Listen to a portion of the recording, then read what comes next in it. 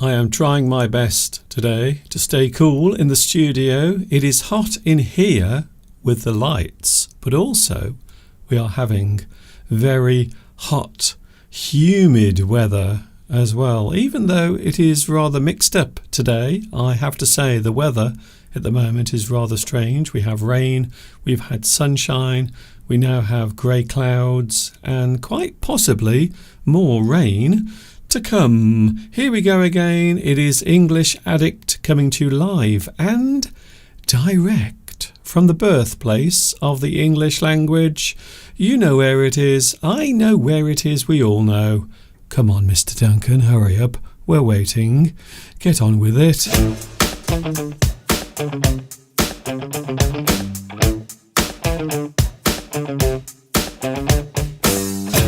Okay. I am here, everybody. It's so nice to see you here again. Hi, everybody. This is Mr. Duncan in England. How are you today? Are you okay? I hope so. Are you happy? Hello to the happy planet known as Earth, where everything is wonderful and peaceful, where all humanity is able to live side by side without any disagreements. Okay, the opposite of everything I just said.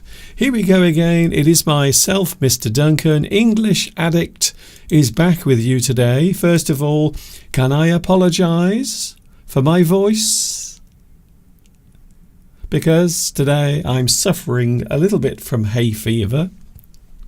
My seasonal allergy, unfortunately, is causing problems again, as it often does at this time of year. So, once again, I have to point out, it is not illness. I'm not ill, but it is an allergy that I get every year to certain things in the air. Some people are sensitive to pollen from the trees. So when the pollen comes out on the trees, certain people will become sensitive to that.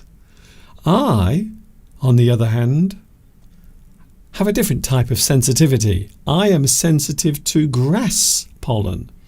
So at this time of year, all of the grass pollen is coming out. And that is the reason why I suffer with my seasonal allergy during this particular time of year. Here we go then, and it's so good to be with you today. I'm very happy to say hello to what's left of planet Earth. It's very nice to see you here today.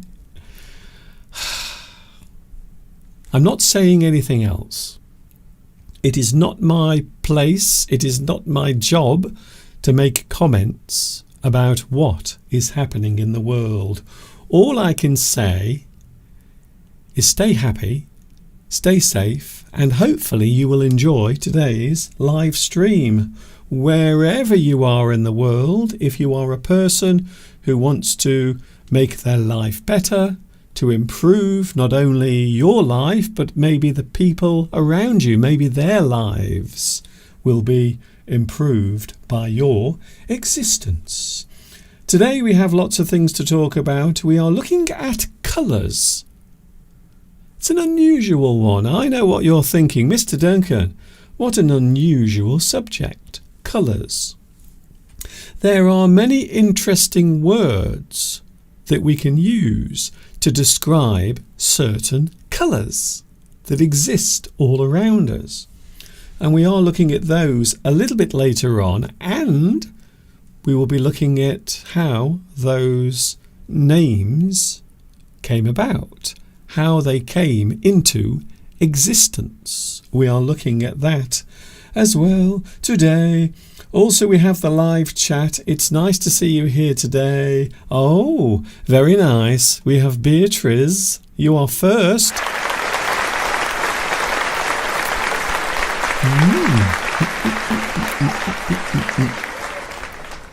I have to keep moving. I have to keep the blood circulating around my body, you see. If you're standing up for too long, what happens is all the blood goes to your legs and it drains from your brain, unfortunately. So if I keep moving, there will be at least a few drops of blood keeping my brain working, which, even at the best of times, is not good, to be honest. Here we go then. Luis Mendez. Oh, yes. You thought I had forgotten about your echo. Luis Mendez is here today. Hello, Luis. Thank you very much for joining me. I hope you are having a good time where you are. And I have a feeling that you are having a good time where you are. We also have, we have Maria Fragar. Hello to you. Some people have asked, Mr. Duncan, on the live chat, what does it mean if the person on the live chat has a little crown next to their name? Well, apparently this is all connected to those who join my live streams regularly. So if you come to my live streams every week, you will earn one of those little crowns. And quite often there will be a number next to the crown to say how high up you are on that list of regular viewers. So just looking, I can see that Beatrice is number 1 with the number 1 crown, and at number 2, well, we have Maria, we have Lewis, also we have Palmyra, who is at number 3 apparently. So the little crown that you can see on the screen next to the name, it relates to that person and their attendance to my live streams. Basically, the more you watch, the more you interact with my live chat, then the higher your crown will be with the position. Very nice. To be honest with you, and you know I like to be honest, I have no idea why they are doing that. I'm not sure what they are trying to achieve by having a little crown next to your name. But, of course, it is a little bit of fun to keep things going today. Hello, Claudia. Claudia, I am so pleased to hear about your good news concerning the problems you've been having at home with the water, the roof, everything. So I am very pleased to hear that all of your problems are slowly being solved. I have to say, one of the worst types of problem that you can have, and I have to say I've had the same problem here over recent times, when something goes wrong with your house or the building you are living in. Maybe you share the building with other people. Perhaps there is a problem. Normally something structural. When we describe something as structural, we are saying that the building itself, something relating to the actual building, it is structural, something connected to the way in which the building has been constructed. Maybe there is a problem with part of the house. Perhaps one of the walls is starting to collapse. It does happen sometimes. A house can sometimes move on its own, especially if the ground beneath the house is loose. We call it subsidence. Subsidence is when the ground slowly sinks. And of course, If you have a house built on that piece of land and it starts to sink or subside, well, of course, the house will also sink and subside as well. It is a problem, especially in certain areas where mining or underground excavation has taken place. Quite often you will find that the ground will start to sink. Sometimes, of course, holes can appear as well. Huge holes might suddenly open up. We call them sinkholes. S-I-N-K, holes, sinkholes. And they normally occur in areas where there has been a lot of underground digging. It does happen quite a lot. Hello to Zuzika. Hello, Mina. Hello, Mina. Nice to see you here today. If it is your first time on the live chat, don't be shy. Say hi, or else you will make Mr. Duncan cry. And I will. I will cry. I will shed real tears of sadness. Hello, Abdullah, watching in Bangladesh. Hello, Bangladesh. It is good to have you here today as well. Who else is here? George Menezes. Hello, George. And it's nice to see you here today. I don't recognise your name. Is it your first time on my live stream? I wonder. Also, we have Sergio D'Orso, who is watching in Rome at the moment, in Italy. Nice to see you. This time last year, can I just say, 1 year ago today, we were in Italy. This time last year, we were actually enjoying some Italian scenery, Italian food, and of course, Italian hospitality. I like that word, hospitality. Hospitality. It is the area of business normally connected to hotels or restaurants, things where a person might visit to eat or to stay over. Hospitality. And this time last year I was enjoying the hospitality of Italy. It was very, very nice. As you know, I love the English language very much. You might say I am crazy about English. And of course there are many different words, many phrases we can use in the English language. Here is a way of using words in a rather interesting way when we talk about using words to express something. Quite often the appearance of something or the way in which a certain thing looks. We can use the phrase turn of phrase. Turn of phrase. I know what you're saying, Mr. Duncan, what does that mean? Well, I will tell you, because that is my job. A turn of phrase is an expression or clever use of words that construct a simple phrase. So we will often describe something that is describing a situation or a person or an actual object as a turn of phrase.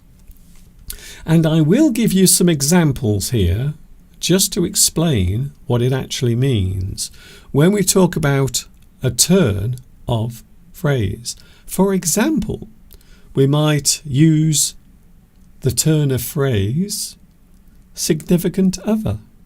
So when we describe another person as our significant other, we are saying that person is our partner, our life partner.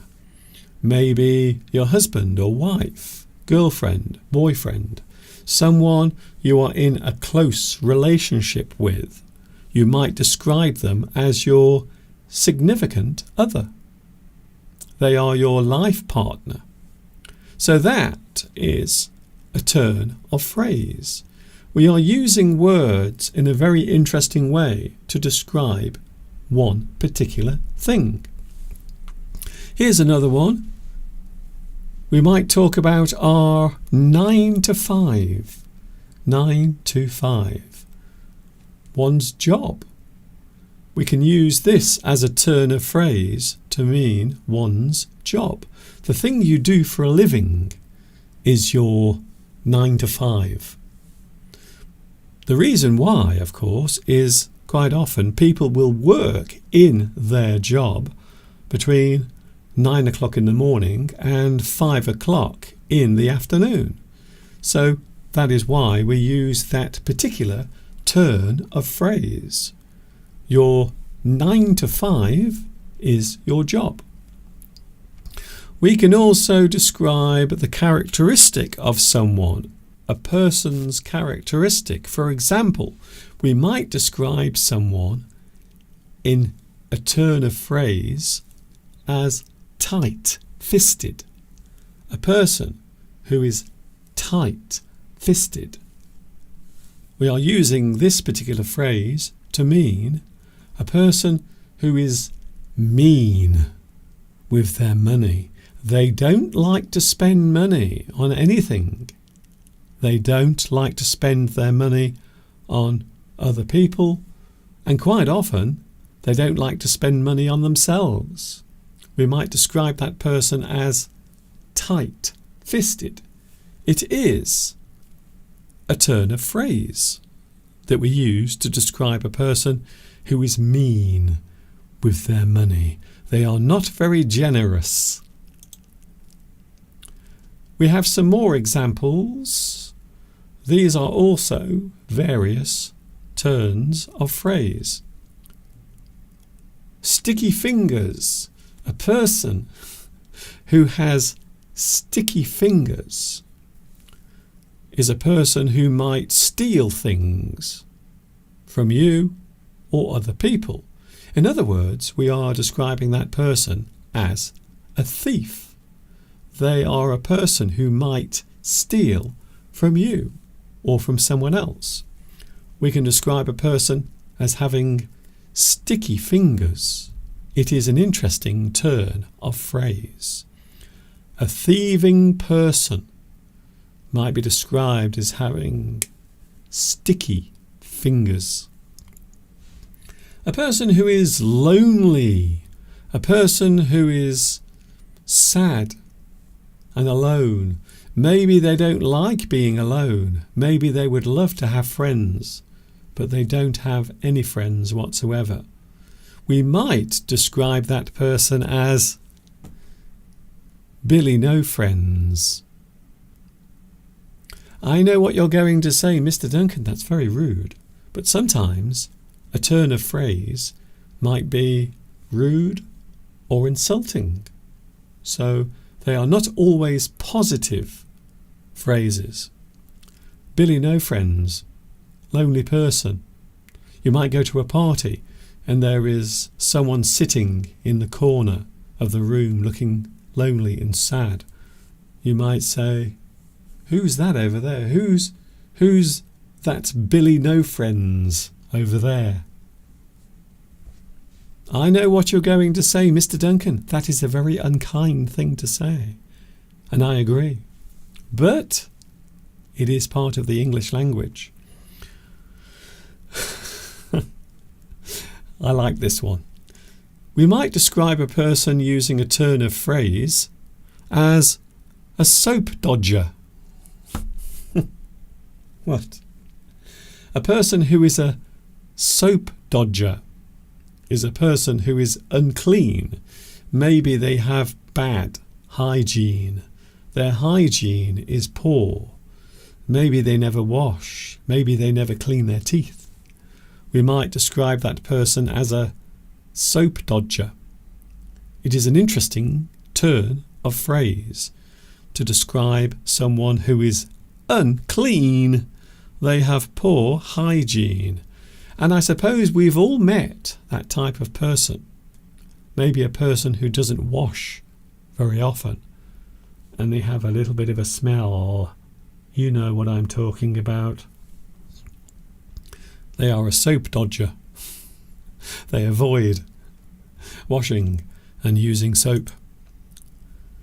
Here are some other interesting turn of phrases.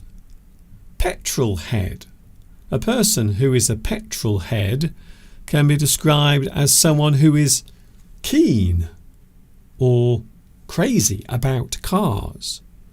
They can't stop thinking about cars. They are always reading magazines about cars. We can describe that person as a petrol head. They are crazy about motor cars. So it is a person who loves cars. I know someone who is a petrol head. I know one person in particular who is crazy about cars.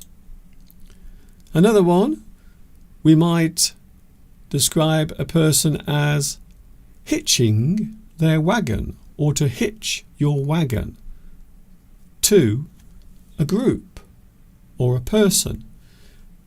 Quite often we use it to describe joining a group. You hitch your wagon to something. Again, this is a very interesting turn of phrase. We can say that a person will hitch their wagon to a certain group. They join and become part of it. A person who is shocked suddenly might jump out of their skin. To jump out of your skin is to be shocked suddenly. You jump out of your skin. This also, once again, is a very interesting turn of phrase. A turn of phrase is often witty or clever. It turns a meaning into something simple or memorable. They may sometimes be rude or insulting as well. So it is possible to use a turn of phrase as an insult, or maybe as a type of observation towards a certain type of behaviour or a situation or a thing. A turn of phrase is often described as an expression. So they are interesting, witty, amusing expressions that we often use in English. A turn of phrase. English Addict is with you today. I hope you are having a good one. Hello, Irene. I want to say hello to Romulo Castillo. Hello to you, Romulo Castillo. It's nice to see you here. Also, we have Ong Trum. And we have, who else is here? Mina Mini, who wants to know, how do I speak American English? How? Well, I suppose if you want to sound like someone from the United States, you can listen and copy that sound. But to be honest with you, these days, most people just want to learn English as their second language. In other words, as another way of expressing this, the important part of learning English and using English is to be understood. So from my point of view, and it is something that is shared by many people as a view, as long as other people can understand what you're saying, that is the most important part. So there is no need to try and sound like an American or a British person or anyone. I always say the best person to sound like is yourself, your individual way. of expressing what you want to say in any language. It's lovely to see so many people here today. Alexandro is here as well. How lovely to see you here. Also, who else is here? I will mention 2 more people and then I will move on. Hello, Dave Matos, who is watching in Brazil at the moment. Hello, Brazil. Nice to see you here. And of course, over the past week, over the past 7 days, I've had lots of people join for the first time to my YouTube channel. So a big hello to you if it is your first time watching my live stream. Normally my voice sounds much better than this, but unfortunately I have my seasonal allergy at the moment, which is, to say the least, rather annoying, if I was honest with you. In fact, it is very annoying.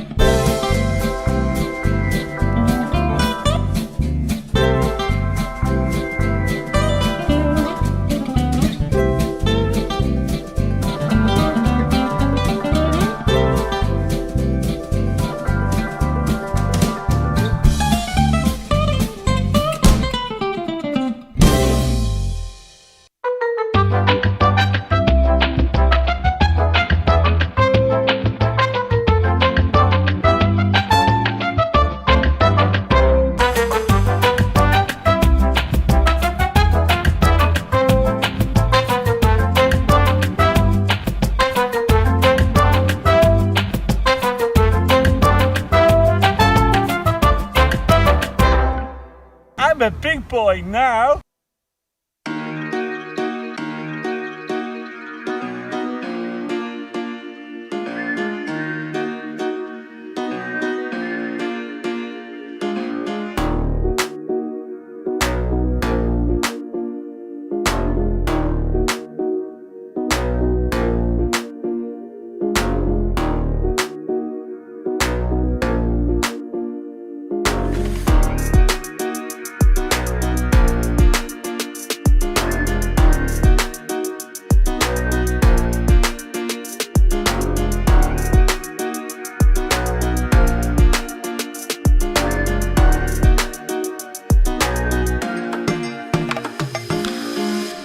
It is nice to have your company on this Sunday. English Addict is with you live.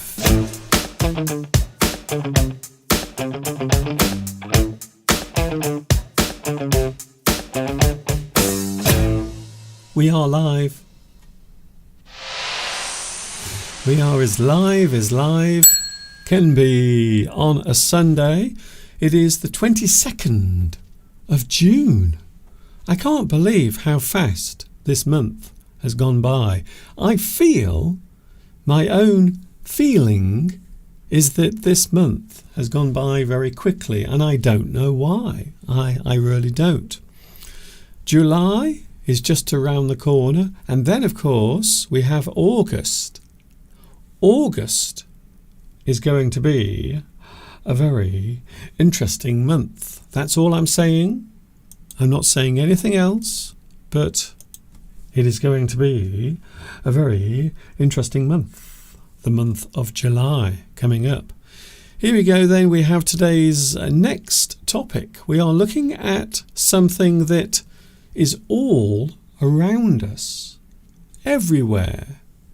In my studio, if you look around my studio, you can see lots and lots of that particular thing.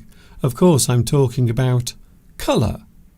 You can see in my studio, some people say, Mr. Duncan, we think your studio is too colourful.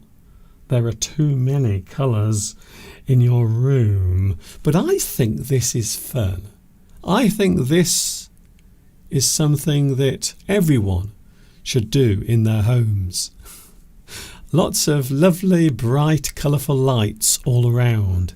It is almost like having a Christmas celebration or any celebration every day of the week if you have this in your house. And I think these days a lot of people are having bright lights and coloured lights in their house to brighten up the corners of their rooms. I think so. So today we are looking at colours. What I'm going to do is take you through a list of colours, but these particular colours all have very interesting names, and those particular names all have origins. So where do those particular names come from, and why do the names exist? And of course I will be showing you the colour as well on the screen. I will give you my first example. So here is a colour that I suppose you would describe as yellow, or maybe something that is a combination of yellow and another colour. So it isn't bright yellow. In fact, some people might say that this particular colour is nearer to orange. The first colour we are going to look at is amber. And there is the colour on the screen right now. So this particular colour is one you might see in nature. So this colour does exist naturally in certain things. I would also say that this colour is very similar to mangoes. It looks a little bit like the same colour as the inside of a mango. I think so. So this particular one is amber. But why do we call it amber? Well, this one is quite easy to explain. The colour of the fossil resin with the same name. It has the same colour, amber. And I'm sure we've all seen Jurassic Park, where they take the DNA sample from the dinosaur. I think it's an insect, isn't it? Is it an insect? I think it might be a mosquito. And they take a sample of the blood from inside this preserved insect. However, the insect itself has been preserved inside a piece of amber, something that is naturally occurring. So that is the reason why the colour amber is amber, because of the natural fossil resin that you can often find insects and all sorts of things trapped inside. It is a colour you will see often in nature, but maybe not a colour that people will choose to decorate the inside of their homes. It is a little bit bright, to say the least. The next one, I would describe the next colour as cool. I think this is a rather cool colour. Aqua. Aqua. A very interesting colour, but also an interesting name as well. Aqua. And you can see the colour is very similar to the ocean. Well, not the ocean surrounding the UK. It does not look this colour, I can tell you now. However, the term aqua is used to describe this particular colour. I would say that this colour is a very natural colour, quite often found in locations where the ocean is clean. I know what you're going to say, Mr. Duncan, there are not many places around anymore with an ocean that looks like that. And I would have to agree with you. It's a simple one, this one. Aqua is Latin for water. So we will often see the word aqua relating to anything connected to water. For example, a container that you use to keep fish inside with water is often described as an aquarium. Aquarium. So you can see we are using the word aqua at the start of that word because we are saying that thing is related to water. So that is the reason why we have this particular colour with that particular name. It relates to water, which is literally Latin for water. Again, a rather interesting and simple one to explain. Here's another one. This one is a rather bold colour. Oh my goodness. I have woken up in the morning sometimes, especially if I haven't had much sleep, and quite often my eyes will be this colour, or at least the outside of my eyes will be. This is an interesting colour. It looks red, and it is red. This, once again, is a colour that exists in nature. The name is cerise. Oh, very nice. Cerise. The word cerise is used to describe this particular colour. Once again, we are looking at other languages as well.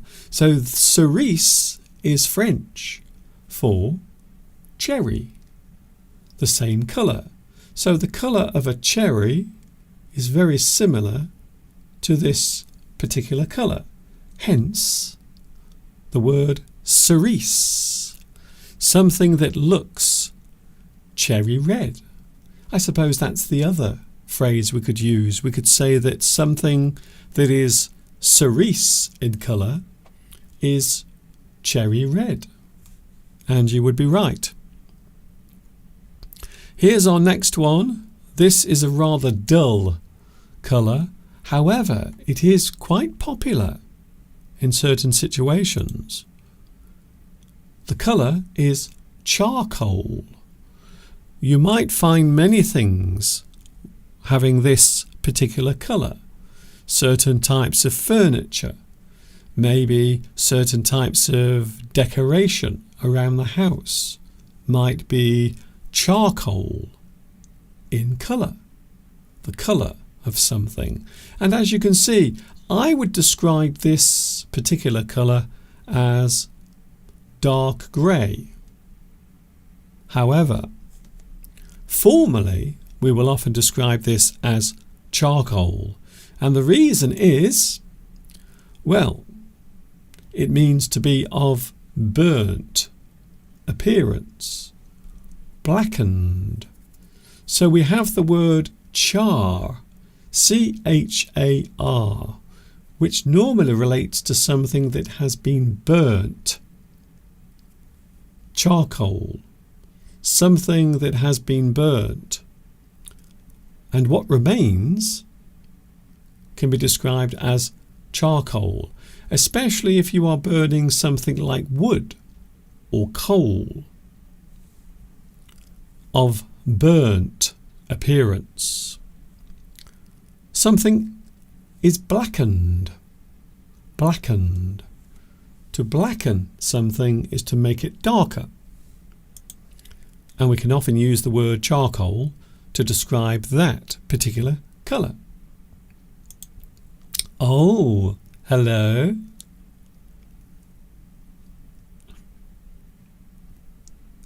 I like this word very much.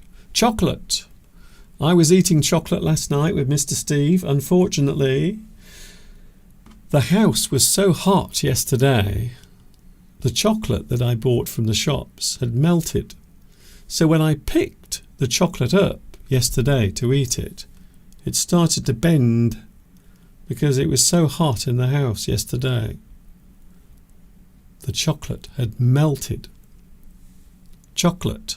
Also, it can be used as the name of a colour relating to a very similar colour to chocolate. So quite often if you buy paint or maybe a certain type of furniture with this particular colour, quite often it will be described as chocolate in colour or shade. And I suppose you don't really need me to explain why, but it has the appearance of chocolate, brown in colour. Now I would often describe this as pale or maybe creamy brown, because brown is a colour that can be quite depressing, unpleasant. And we all know why. We know why the colour brown is often seen as unpleasant. I won't tell you why, because I'm sure you can work it out for yourself. You are an adult, after all. Maybe. Chocolate. You might have something that is coloured or has the same shade as chocolate. Oh, this is a nice one, Mr. Duncan. What a pleasant colour. I'm going to tell you a secret now. As a child, in our living room at home, the main room in the house, we had this colour on the walls. Believe it or not, all of the walls in our living room had this particular colour. Bright green. This particular shade is known as Eau de Nil. Eau de Nil. Ooh, Mr. Duncan, that sounds very posh. And I would say that it is very posh. Some people say green. Or maybe pea green is another one. Another way of describing that. But if you want to be really sophisticated and posh, you will say Eau de Nil. It is a shade of green, quite often pale in appearance. So that is what we often call it. But why, Mr. Duncan? Why do we call it that? What does it actually mean?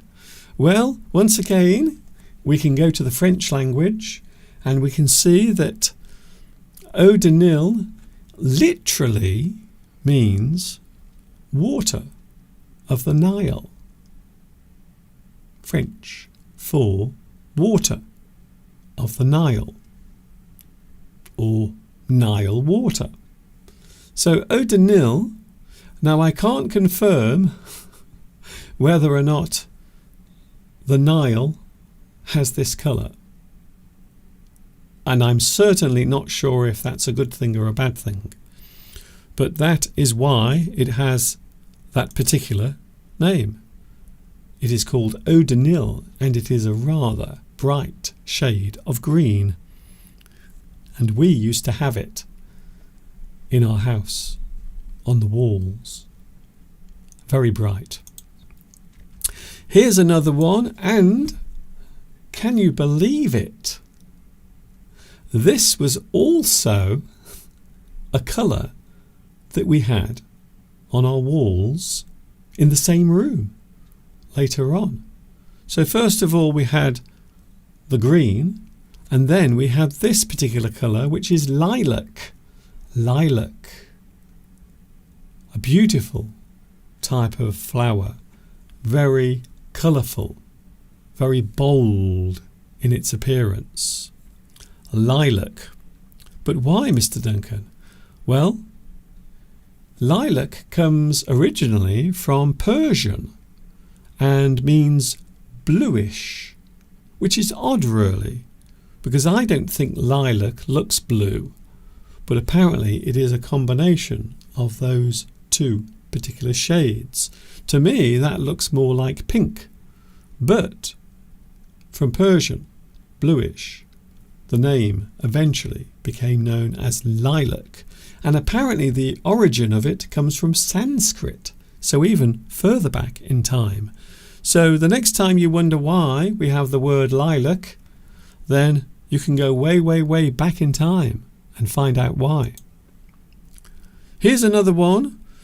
This is a colour. It can also be a type of fruit as well. The word is lime. Lime. I like this word. I've never tried lime as a fruit. I think it's quite bitter. I think lime and lemon are very similar to each other. In fact, the word itself derives from another word that literally means lemon. Lime is a colour that is bright, not always a colour that you will have in your house because it's very bright.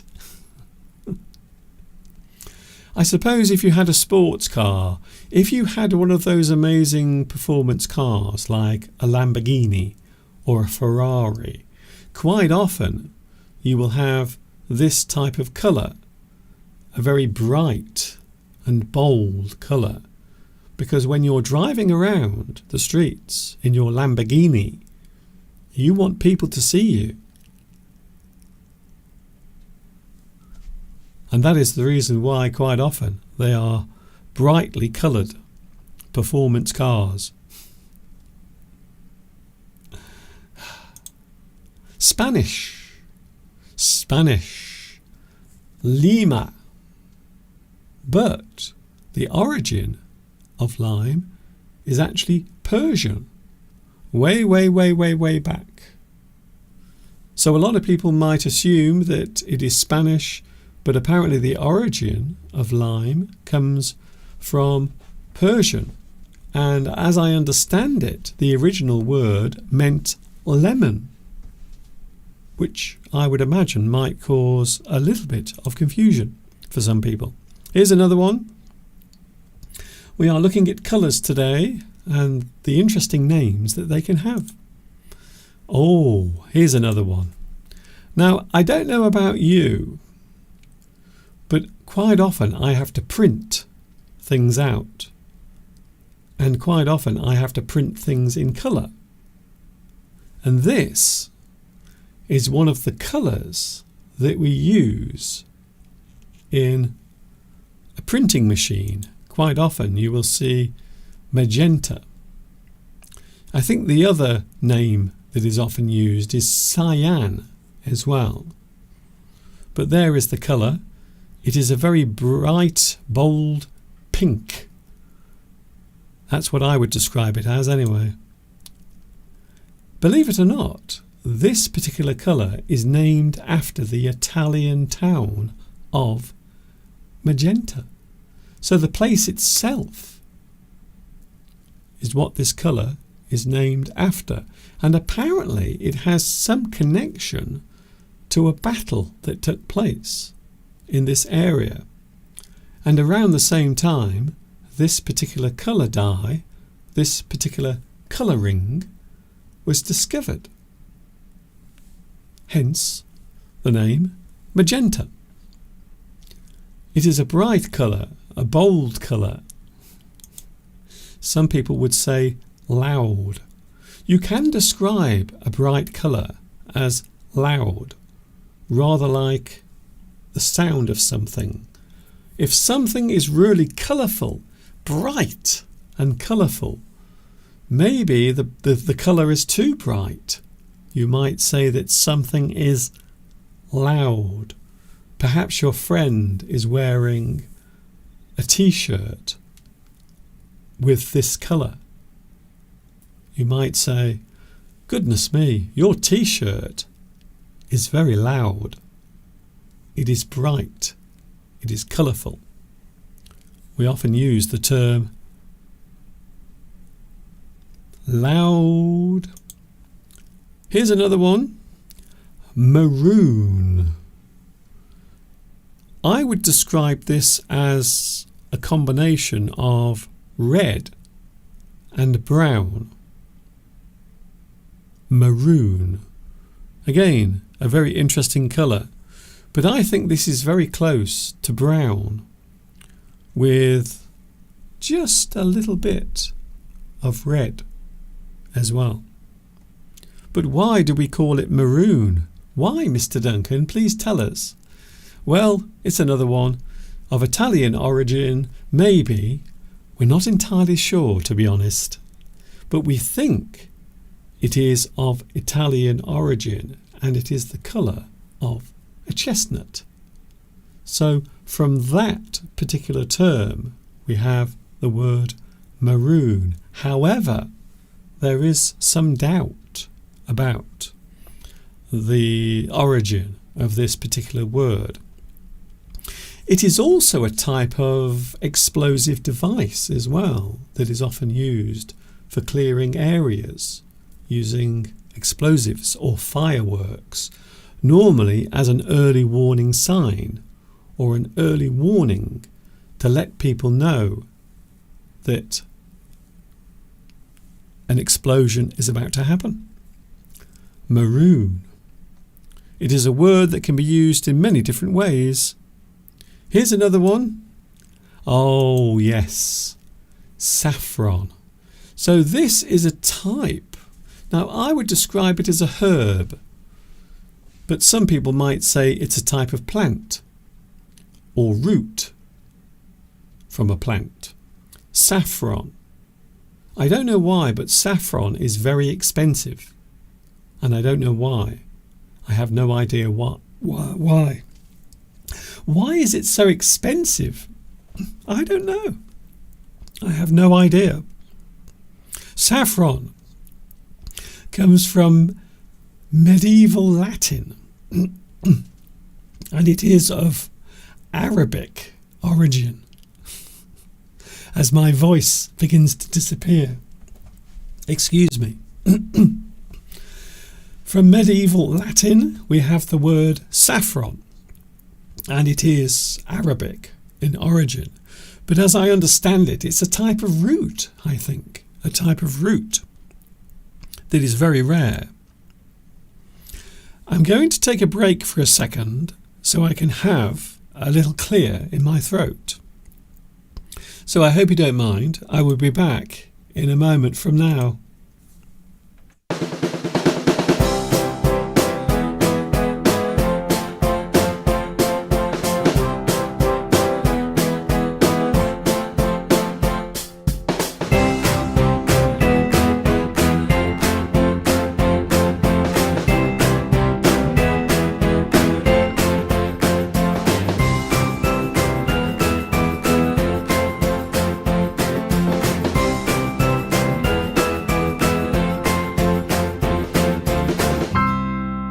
I was doing so well with my voice, and then it all went to pieces. Oh dear. Sorry about that. I just had to clear my throat. For those who don't know, I am suffering at the moment from my seasonal allergy. Even here in the studio, I am not safe from all of that horrible pollen. Beatrice says, it is very similar to the colour of mustard. Saffron is often used in cooking. I think it is, but I also believe it's very rare as well, or at least very expensive. We are looking at colours. We are almost through the list. We just had saffron. Here is another one relating to a type of animal, but also a type of food. Salmon. This is a colour. I think this colour explains itself, to be honest. I don't think I really need to explain this particular colour, because we all know why we call this particular colour salmon. And that is because it is the colour of the fish, which a lot of people enjoy eating. Apparently the word salmon comes from medieval Latin, but it is actually Arabic in origin. So the word salmon, its actual origin, comes from Arabic. Whether you knew that or not, I am not sure. But at least you do now. Here's another one, and we are almost at the end of our list, for those wondering. Spruce. A very interesting type of tree. I suppose some people would describe it as a type of conifer, or maybe a type of evergreen tree. In other words, it doesn't lose its leaves. In fact, it doesn't really have leaves.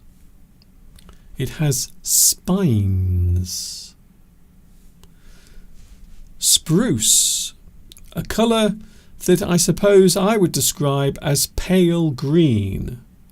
It is light green, pale green, but its name comes from the actual tree, because the tree itself has a very similar colour.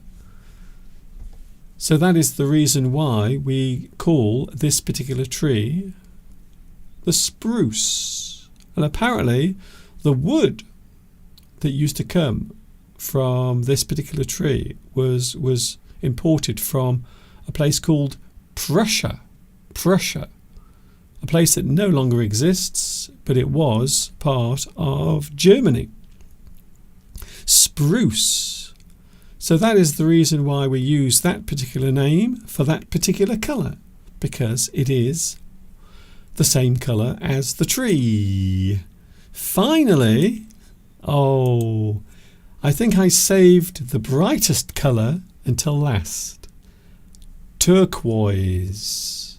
What a great word as well. I would imagine that lots of people spell this particular colour incorrectly, because it is a hard colour to spell correctly. Most people get it wrong, unless of course you are using your spell checker. Turquoise. Again, I think turquoise is very similar to aqua. So I think those two colours are actually very similar to each other.